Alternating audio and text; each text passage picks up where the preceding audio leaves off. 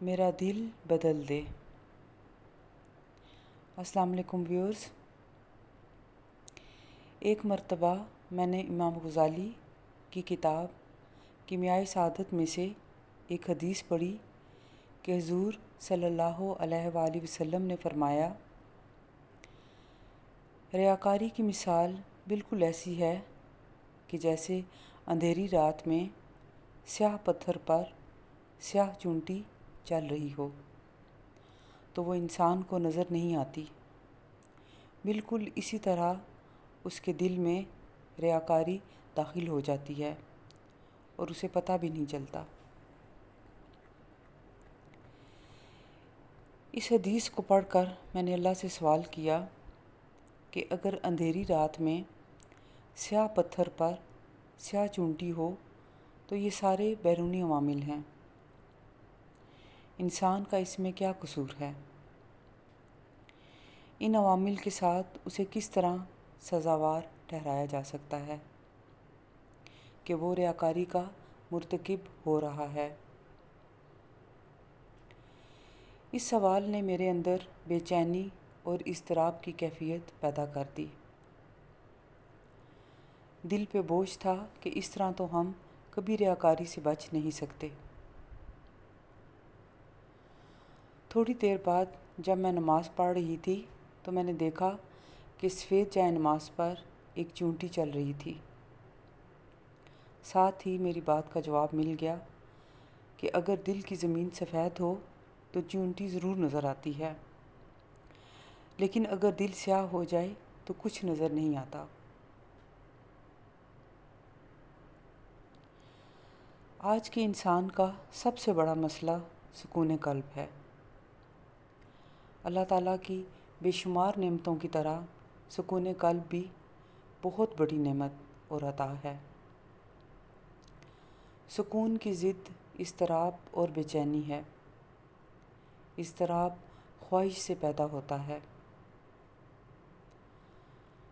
ہم میں سے ہر شخص سکون کی تلاش میں ہے۔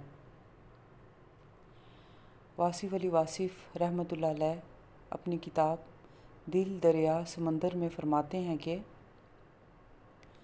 سکون حاصل کرنے کا سب سے آسان طریقہ یہ ہے کہ انسان سکون کے حصول کی تمنا چھوڑ کر دوسروں کو سکون پہنچانے کی کوشش کرے۔ سکون دینے والے کو ہی سکون ملتا ہے۔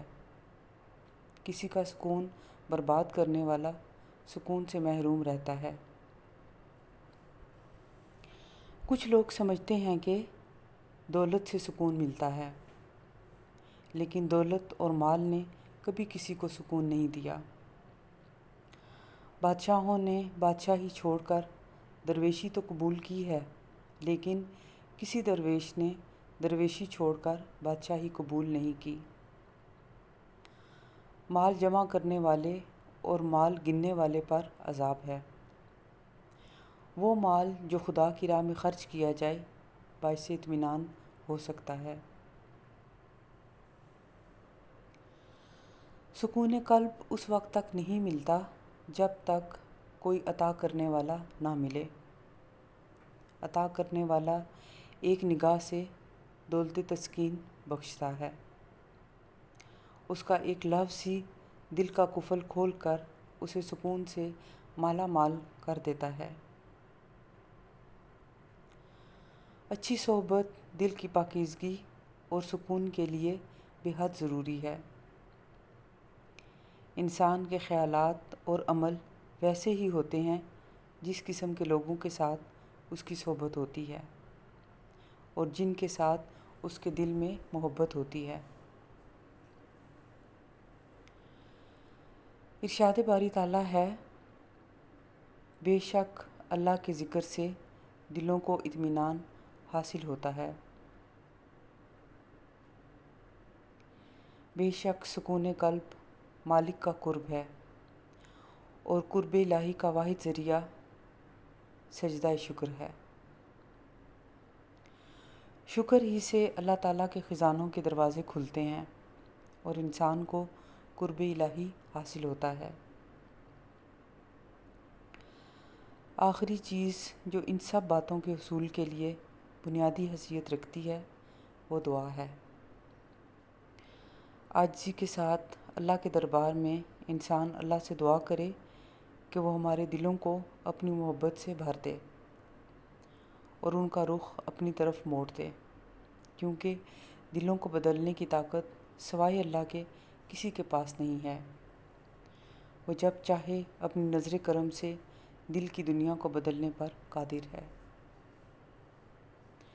آپ سب کا بہت شکریہ۔ اللہ حافظ۔